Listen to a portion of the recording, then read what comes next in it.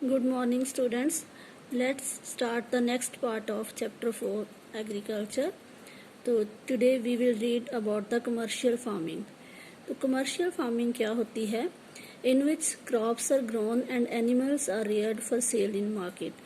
कि फसलें तो उगाई जाती हैं, साथ में पशु भी पाले जाते हैं मार्केट में, मंडी में बेचने के लिए. The area cultivated and the amount of capital used is large. तो इसके लिए हमें बहुत बड़ा एरिया चाहिए, दूर दूर तक फैले मैदान चाहिए, और कैपिटल मतलब अमाउंट ऑफ जो मनी है दैट इज़ मच रिक्वायर्ड, ज़्यादा मात्रा में पैसा हमें चाहिए इसके लिए. तो most of the work is done by machines. तो पैसा क्यों ज़्यादा चाहिए? क्योंकि बहुत ज़्यादा मशीनरी की इसमें इस्तेमाल होता है. तो मशीनरी काफ़ी महंगी आती है और महंगे बीज होते हैं. HYV सीड्स होते हैं जो हाइब्रिड क्वालिटी के सीड्स होते हैं, तो वो भी महंगे होते हैं. Commercial farming includes commercial grain farming, mixed farming and plantation agriculture. तो 3 तरह की इसमें आती है खेती. एक कमर्शियल फार्मिंग जिसमें कमर्शियल ग्रेन फार्मिंग रहती है, एंड मिक्स्ड फार्मिंग और प्लांटेशन एग्रीकल्चर. ये तीनों ही आगे हम पढ़ेंगे कि क्या है. तो in commercial grain farming crops are grown for commercial purpose. तो ये व्यापारिक खेती होती है. फसलें जो लगाई जाती हैं वो बेचने के लिए होती हैं, पैसा कमाने के लिए होती हैं. बस इतनी नहीं कि जितनी हमें खुद की ज़रूरत है, तो उससे ज़्यादा, कहीं ज़्यादा हम इसमें फसलें उगाते हैं. Wheat and maize are common commercially grown grains. तो इसमें जो अनाज है रहता है, कनक और मेज जो ज्वार है, वो मेन क्रॉप्स हैं.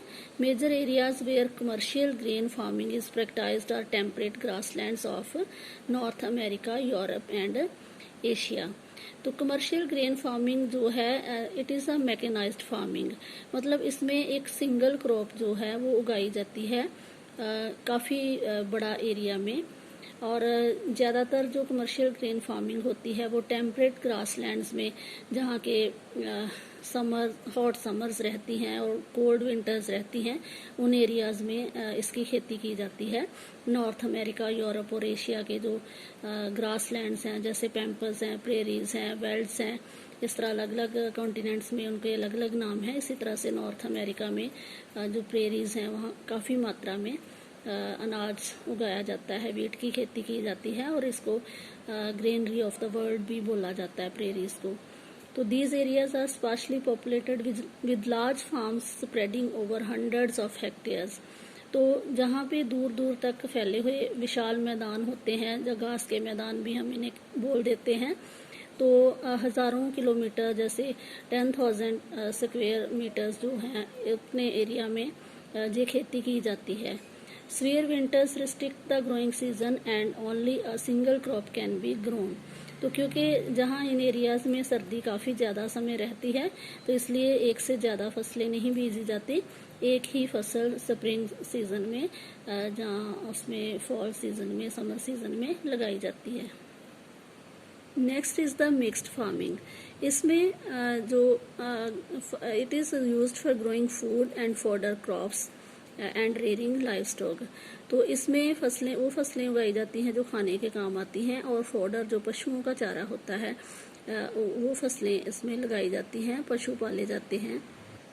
It is practised in Europe, eastern USA, Argentina, south east Australia, New Zealand and South Africa. इन सारे कंट्रीज़ में और कॉन्टिनेंट्स में ये जो मिक्स्ड फार्मिंग है वो की जाती है. Next is the plantations. Plantations are a type of commercial farming. तो ये भी कमर्शियल फार्मिंग की ही एक किस्म है कि इसमें भी कैश प्राप्त करने के लिए, ज़्यादा पैसा प्राप्त करने के लिए हम खेती करते हैं.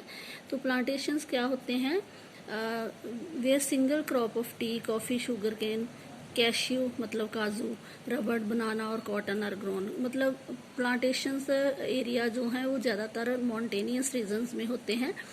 पहाड़ों की जो ढलान होती है, जो जेंटल स्लोप्स होती हैं, वहाँ पे ये खेती की जाती है, टी की, कॉफ़ी की, शुगर केन की, रबड़, बनाना वगैरह की. तो large amount of labour and capital R required. तो जहाँ भी दूर दूर तक फैले प्लांटेशंस होते हैं तो इसमें जो है जो जेंटल स्लोप्स होती हैं पहाड़ों की, तो वहाँ जो खेती की जाती है और उसके लिए काफ़ी ज़्यादा लेबर की ज़रूरत पड़ती है, मज़दूरों की ज़रूरत पड़ती है और इसके लिए भी ज़्यादा पैसे की ज़रूरत रहती है। The produce may be processed on the farm itself or in nearby factories। तो जो प्रोसेसिंग का काम होता है वो खेत में ही होता है, जहाँ नियर बाय फैक्ट्रीज़ में जाके, जैसे चाय की खेती की जाती है तो चाय की पहले पत्तियाँ तोड़ी जाती हैं, फिर नियर बाय फैक्ट्रीज़ में ले जाके आगे प्रोसेसिंग उसकी फर्दर जो है वो की जाती है। The development of a transport network is the essential for such farming. तो इसके लिए भी अच्छी ट्रांसपोर्ट का होना और आसपास अच्छी सड़कों का होना बहुत ज़रूरी होता है, ताकि मार्केट तक फसल को आसानी से पहुंचाया जा सके। मेजर प्लांटेशंस जो हैं जहाँ चाय कॉफ़ी वगैरह की खेती की जाती है, they are found in tropical regions of the world. जो ट्रॉपिक्स रहते हैं, लैटिट्यूड रहते हैं, ट्रॉपिक ऑफ कैप्रिकॉर्न है, कैंसर है, जहाँ सब टॉपिक्स हैं तो वहाँ इसकी खेती होती है। मलेशिया में रबड़ काफ़ी मात्रा में होती है, ब्राज़ील में कॉफ़ी बहुत अच्छी होती है और टी इंडिया में एंड श्रीलंका में, ये कुछ इसकी एग्जांपल्स हैं।